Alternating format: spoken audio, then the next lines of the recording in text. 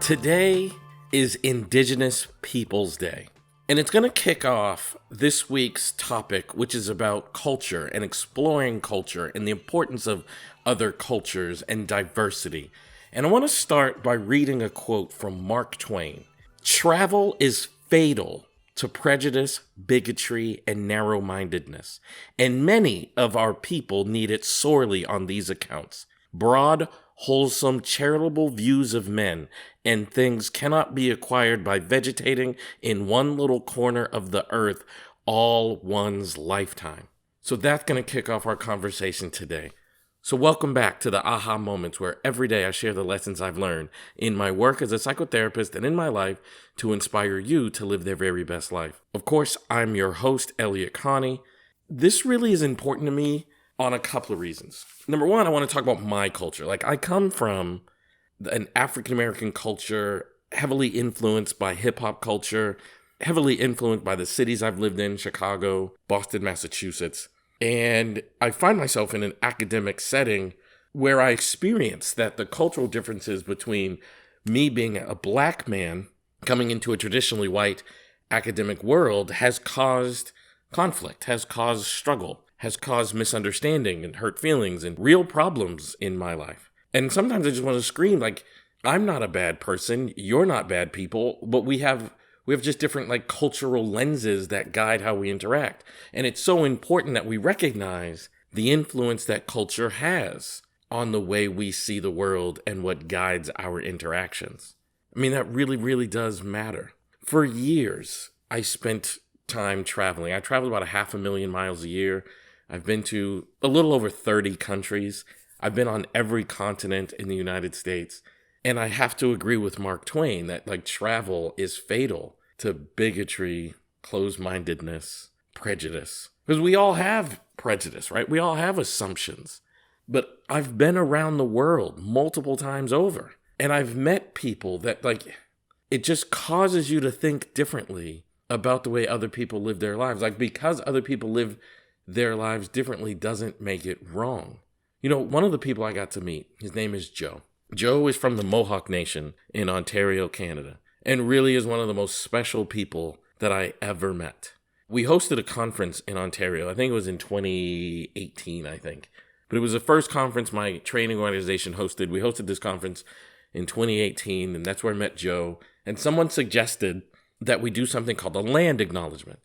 And a land acknowledgement is the people native to the land here in North America, because when the settlers came to North America, there were already people here. We do a land acknowledgement and allow those people to welcome us onto their land. And Joe taught me a lot about his culture that I just had no idea. He did this land acknowledgement wearing a traditional headdress that they wear as a part of his world.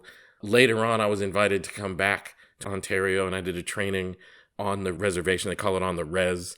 I did a training on the reservation with Joe and his people. And it was one of the greatest honors. It was such a great gift to be given that I could spend time. And I remember on the morning of my lecture, Joe picked me up and he said, "I want to take you on a tour." And Joe brought me around the res and he showed me the really important places on the res, and he taught me about their culture, the food that they eat, the way they express appreciation, which is very important to the Mohawk Nation.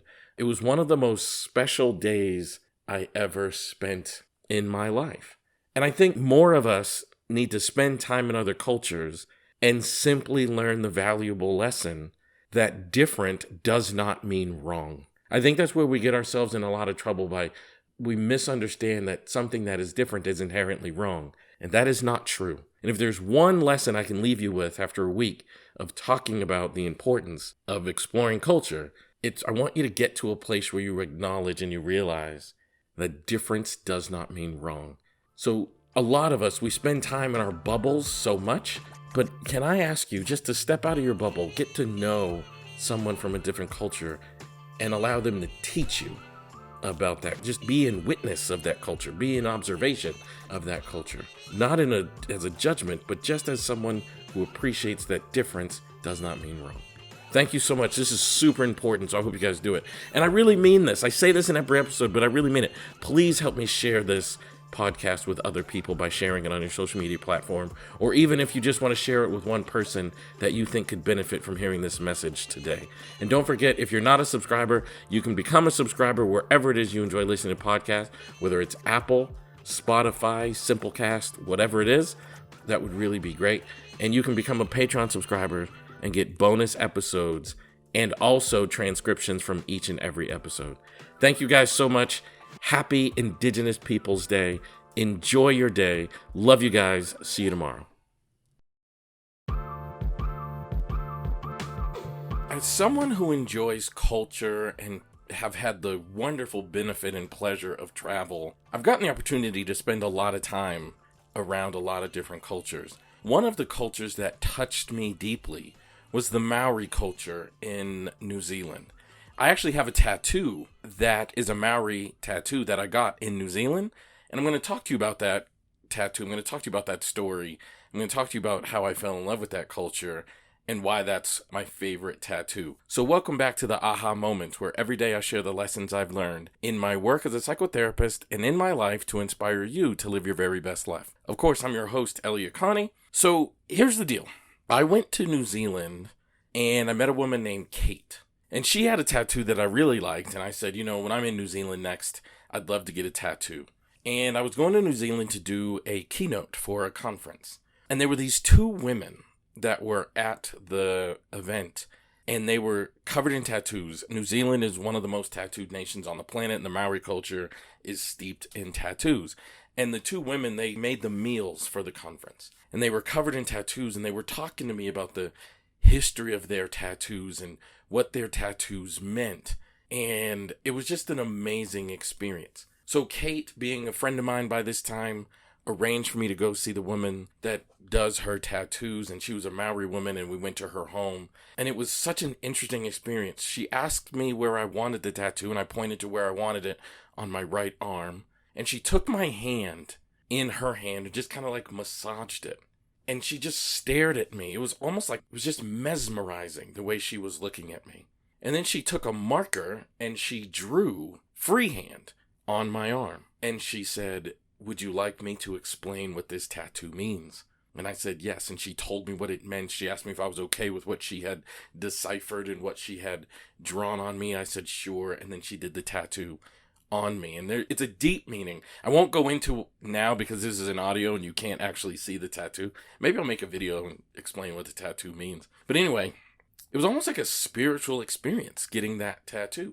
I see people in America getting Maori-style tattoos, and you walk into any tattoo shop and you can see that. But getting a Maori tattoo from a Maori person on Maori land in a Maori home was a really spiritual and special experience that I will never forget. A few years later, I was back in New Zealand, and I have a really good friend named Paul. Shout out to Paul.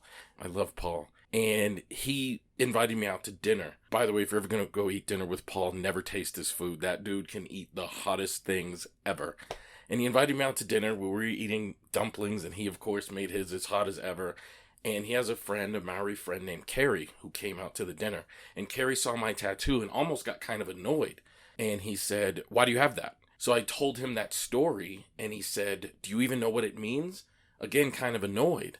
And I told him what the tattoo meant and what all the symbols of the tattoo are. And you could see him almost get emotional because he felt like I was respecting his culture. And I just never forgot that experience. I think we have to do a better job as a people, like as a society, as a species, of respecting people and their different cultures and showing respect and doing things for the purpose of respect and letting people know that because you've introduced me to your culture, you've made me a richer, more well-rounded person.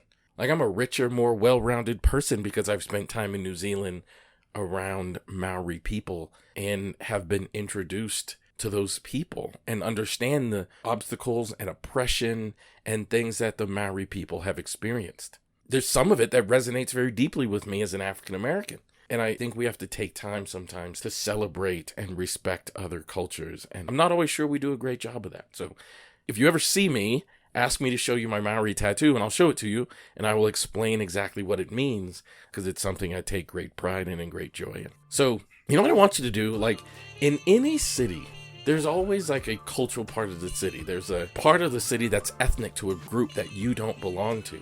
Go to that part of the city and just watch the food, the culture, the people, and learn to respect other communities, other cultures, and other people. I promise you'll be better for it. So thank you so much for being here. I love you guys for taking the time to listen to this podcast. It means the world to me. Please, please, please help me reach more people by sharing this podcast on your social media platforms. I'm really not just saying that. Like, I really, really need you to help me. So please share this on your social media platforms, or even with one person that you think could benefit from hearing this message today. And don't forget to become a subscriber. You can do that anywhere you listen to podcasts, Apple, Spotify, Simplecast, wherever. You can even become a Patreon subscriber and get bonus episodes each and every week, and also transcriptions from each and every episode. Love you guys. Can't wait to see you tomorrow. I think one of the greatest gifts that I've been given in my life is the opportunity to travel the world. At this point, I have been to more than 30 countries, and many of those countries I have visited with my colleague and super close friend, Adam Froer. In fact, I am making this recording from South American country, Bolivia. Adam and I are here for a work project. We're doing some teaching at an event, or a few events, and the first one was today. And something happened that's kind of culturally relevant that I want to share with you guys here. So welcome back to the Aha Moments, where every day I share the lessons I've learned in my work as a psychotherapist and in my life to inspire you to live your very best life. Of course, I'm your host, Elliott Connie. So let me give you a little background about why what happened today was so interesting to observe.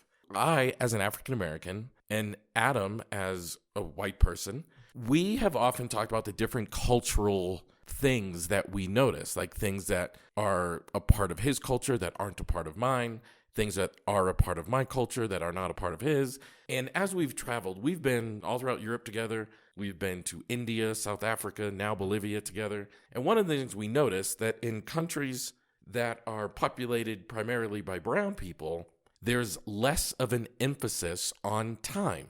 In countries that are mostly populated by white Europeans, there's an increase on time. And Adam and I just kind of noticed that. Like one time we went to India and the event didn't start on time, and we kind of joked, or at least Adam kind of joked, that in his culture that would be creating a lot of anxiety and a lot of like people would be uncomfortable. But in that particular situation, it was just the norm. Like we started like 30 minutes late, and that was that. It happened in India. It happened in South Africa. And then this morning, the event was supposed to start at 10 a.m. And we got there at probably 9:30, and no one was there. 9:50 comes. None of the attendees have shown up. 10:05 comes, and there's like 4 out of an anticipated like 100 people there. We didn't end up starting the event until a few minutes past 11, so about an hour passed. And the host of the event said it's just normal for us. Like when we say an event's going to start at 10, it usually starts somewhere around then, 30 minutes to an hour late. And Adam and I had a good conversation about like how unusual that is to like the European world that Adam comes from, and how that would be rude and disrespectful. But here it's just the norm, and to enforce our norms upon them would be rude and disrespectful. And it caused us to realize like one of the things that's important as you learn about different cultures and as you get exposed to different cultures. And I think I'm in a unique and really positive situation in that I've got to truly experience multiple cultures. I've been invited in to multiple cultures in my life to experience them as a visitor. And I think the biggest key is realizing, without judgment, by the way, realizing that there is no right or wrong way to live life. There's just life. Some cultures prioritize other things, like in this case, time, but it doesn't make one culture right or wrong. It's just how culture exists. I think we have a tendency that when we're in a new culture and people are doing something different than what we're used to, we treat them as if they are somehow wrong, less civilized, less evolved, instead of realizing there is no right way to live life. It's just life. And life is really good when we can accept that everybody does it differently, and that doesn't make anyone right or wrong. It just makes everyone needing to have value and space and needing us to understand that how we live our lives is just how we live our lives. Adam is someone who's very meticulous about time, down to the minute. He has his days planned out. But that's because of where he grew up and the culture that influenced him. I'm quite confident that if on the day of his birth, his mom took him to South Africa and handed him to a black South African family, Adam wouldn't be like that because he would have been reared in a different culture with a different set of values, different set of norms, different set of priorities.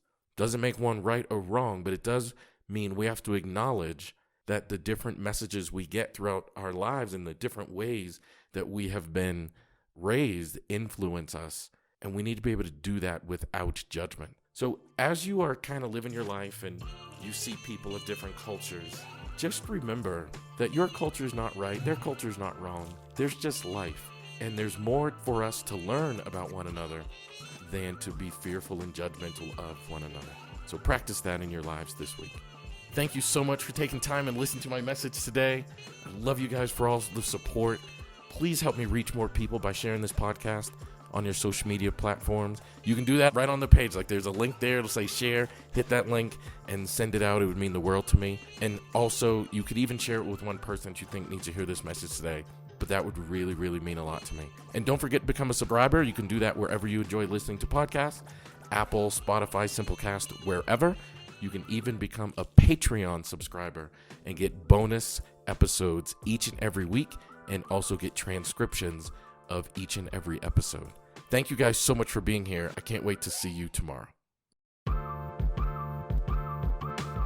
Today I want to talk about my culture and what means a lot to me from my culture and what I carry with me each and every day. And I'll even share with you how I learned this lesson. Because I think in terms of respecting cultures, we have to be aware of other people's cultures, but we also have to be aware of our own cultures and where our values come from.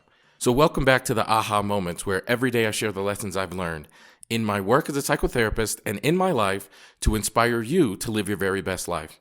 Of course, I'm your host, Elliott Connie. So I would honestly tell you the single most important trait or idea or thing that I get from my culture is authenticity and the importance of being authentic. When I was a child, one of the biggest influences on my life was my grandmother.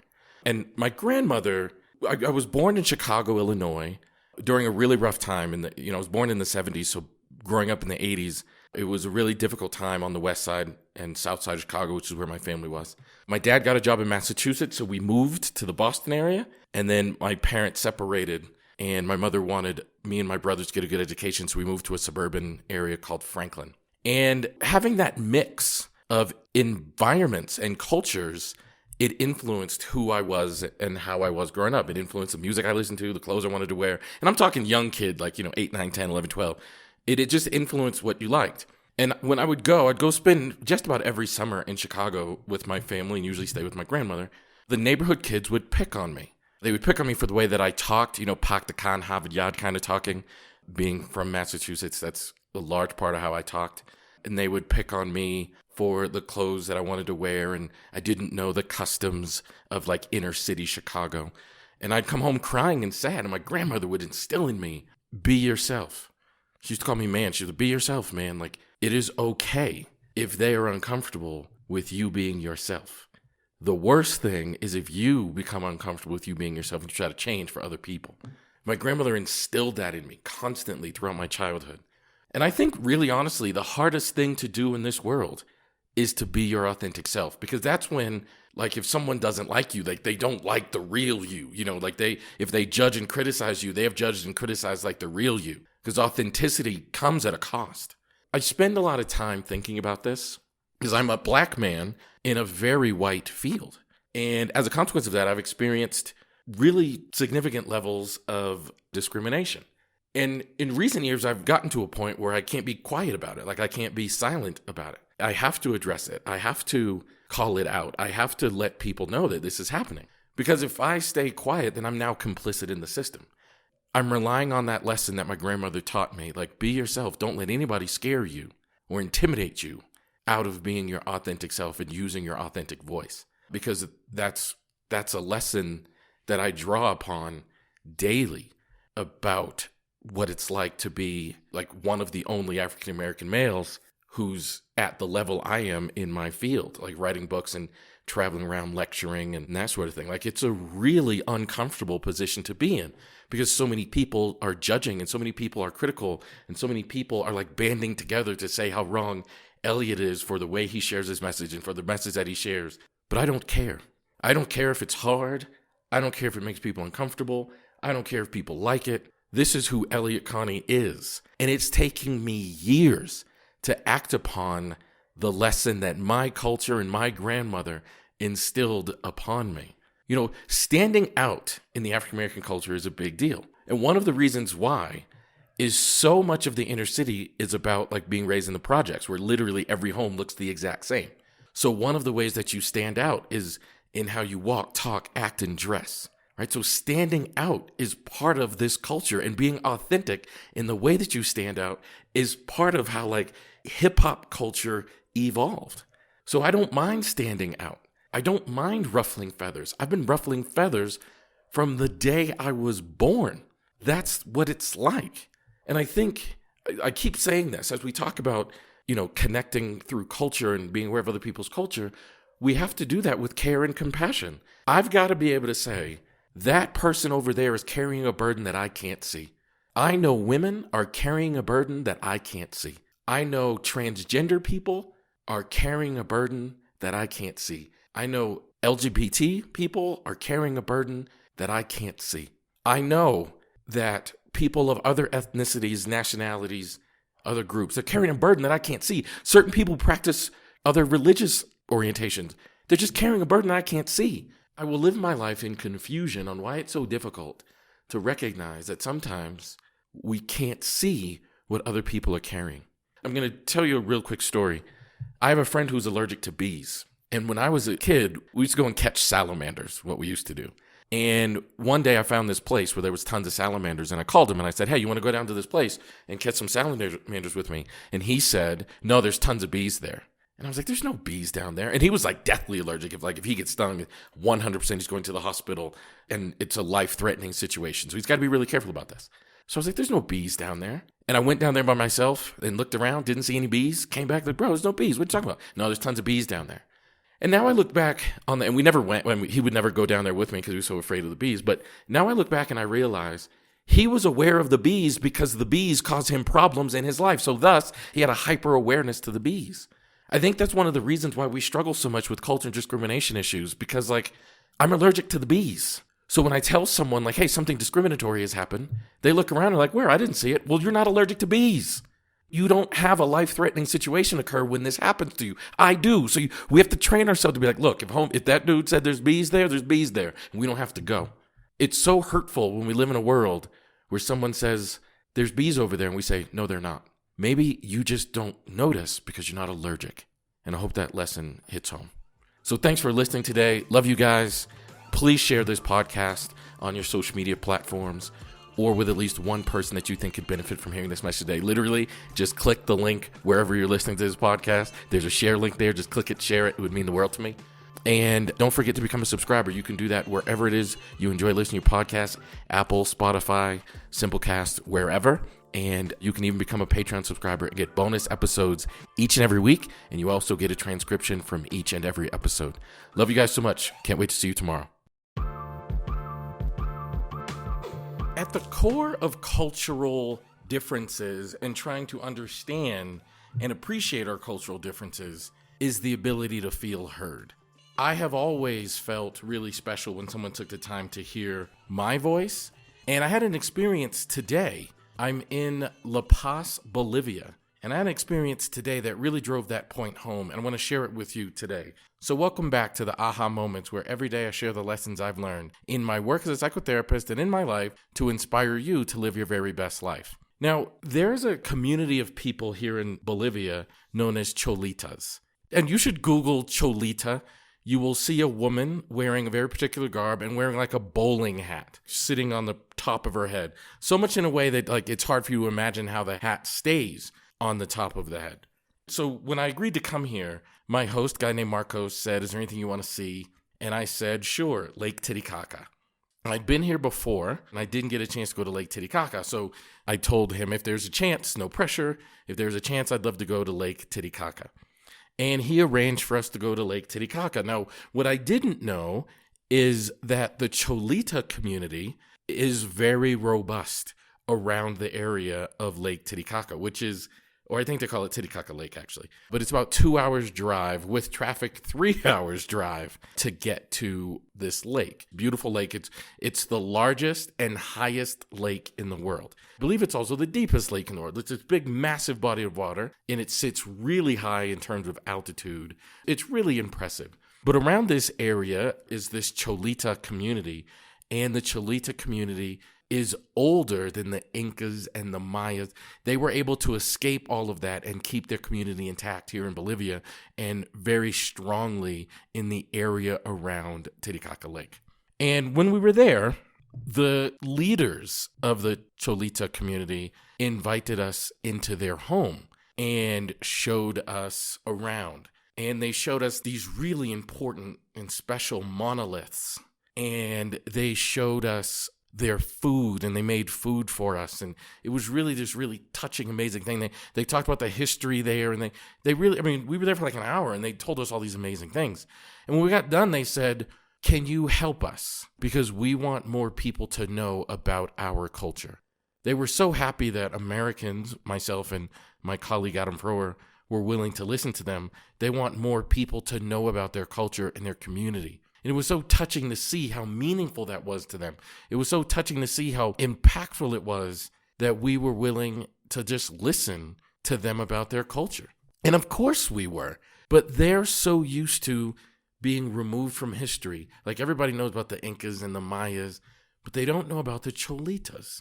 And it made me think about my own experience. You know, when someone takes the time to hear you talk about your culture, whether it's as a Cholita or as an African-American male, it's so meaningful when people just listen. Culture is really, really hard to appreciate because we tend to look at the world through the glasses that we've been given, and we don't acknowledge that other people have different glasses. I have been so fortunate to be able to travel as much as I have and have experience like what I've had today, where I was in the home of Cholitas and listening to them talk to me about their culture. And they have this cool thing they do in these monoliths where they have a hand that goes across the chest and then the other hand goes across the belly button. That's like the most important sign in the Cholita community.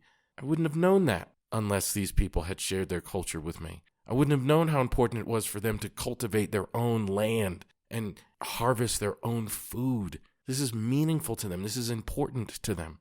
It was amazing to hear. If you want to give somebody a really great gift, give them the gift of listening to them as they talk about their culture.